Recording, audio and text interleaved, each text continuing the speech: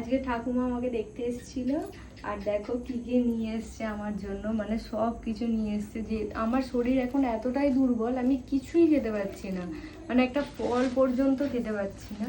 এই যে দেখো দেশি মুরগির ডিম নিয়ে এসছে, মানে ঠাকুমাদের যে মুরগি আছে মুরগির ডিম। আবার একটা হরলিক্স নিয়ে এসছে,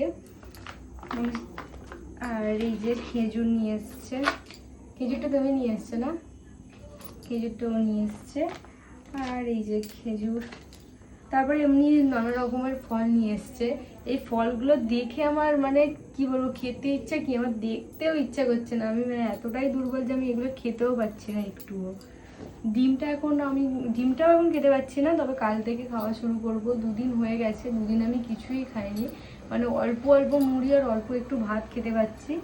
আর দেখা যাক কবে শরীরটা সুস্থ হয়, তারপর হয়তো আবার খেতে পারবো।